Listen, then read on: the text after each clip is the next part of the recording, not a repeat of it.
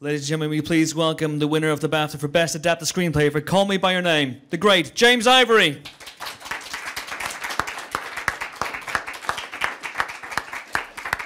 And again, keep that applause going. It's quite a long walkway.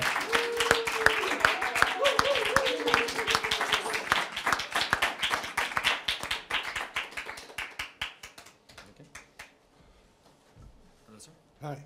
Congratulations. Thank you. Please stand right here, right in the middle. Thank you. So, James, congratulations, sir. Thank you very much. How does it feel? It's a very, I'm sorry? very obvious opening first question. It feels great. That's Yeah. all I can say. Excellent. And you've had quite a long journey, obviously, with the adaptation of Call Me By Your Name. Can you... Well, it really wasn't all that long. People keep saying that. I mean, I worked on it for about a year, maybe. Not even that, probably. And I mean, it's not so long since the book was published. So I hear again and again, oh, this was like a 10-year project. It wasn't. More of a year. More of a year project. For me, yeah. yeah. Okay. And what were the challenges in adapting the book for you? Well, a challenge, there is a big challenge when any book is a first-person narrative, a narration and particularly by someone that's years on in time, because what they're talking about, they're seeing with experience, say, of a lifetime, or they're seeing as an older person, man or woman. They can't really speak as that person. You know what I'm saying? I mean, it's with hindsight and thinking about all the things that happened over many, many years, and perhaps coming to some kind of conclusion about why things happened and who was who and what was what.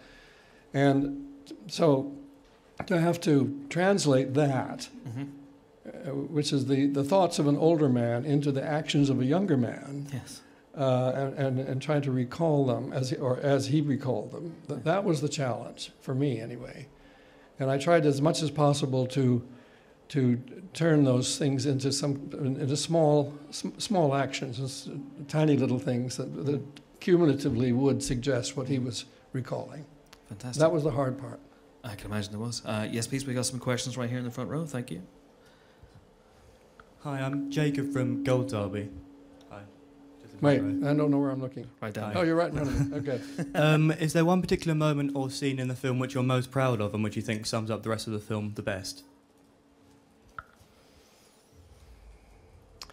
Well, no, I can't really say that. I mean, there are many moments that I like, and I'm waiting for them when I see the film, as I've seen it now several times. But there's not a particular moment that I think really sums it up. No, I'm sorry I can't give you a better answer. But I mean, there are things I like very much, in which I think the mood is very good, and it was something that I tried particularly to create.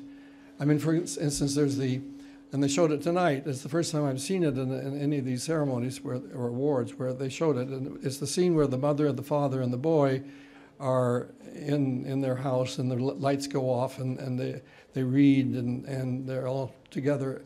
I like that so much. And there are many things like that, but I can't say there's any one thing. One ought to be able to say that the scene at the end, or the scenes at the end where they're finally in bed together, and they finally, I mean, their love is declared, and there they are. Yes, those are important scenes, and I like the way they've been done, but I don't think they necessarily sum it up. Yes, please, right here. Thank you. So the book is obviously very much loved, and as you've mentioned before, it's obviously from the perspective of Elio, whereas the film is a lot more broader and there's new elements to it. Did you feel any pressure to do the book justice in a way, and was it difficult to decide what parts of the book to put into the film and what new elements to add to it? Actually not. Actually, I wasn't, no. Right at the beginning, I decided to make certain cuts.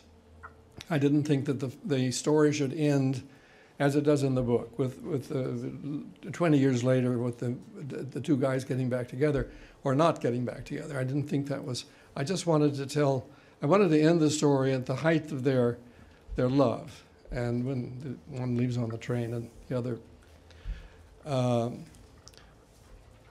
So I lost my thread. That's fine. I had more to say, but. We can hopefully come back to that. There's a question from this gentleman here. Thank you. There's a microphone coming around. Just wait. Hi, Tom from the Metro. I just wondered, have you been contacted about a possible sequel to Call Me By Your Name? Because I know Lucas I hear about it. them, but I don't know how you would make such sequels if they're far in the future. I mean, it's not possible to make Timothée Chalamet look like he's 40. It's just that's not possible. I mean, all the makeup in the world and all the rest of it, and changing his voice and everything else is not going to do that. So I don't know in fact, no. I mean, the answer is no. No one has contacted me about it, but I've heard about this. You have to ask, what does Andre Aciman think about that? These are his creations. They're his characters. How does he feel? And nobody seems to know how he feels. Would a possible sequel feature more peaches? What do what? Would a possible sequel feature more peaches? Feature more what? Peaches. Peaches. Oh, speech? Peaches. Peaches. Speeches? Speeches. Did you say speeches? Peaches. The fruit. Peaches. Oh, I hope so. Oh, absolutely, yeah. I've never said peaches so much. Yeah, no. And on that peach of a question, thank you very much indeed. That is all the time we have. Please give it up once again for the winner of Best Adapted Screenplay, James Ivory. Thank you.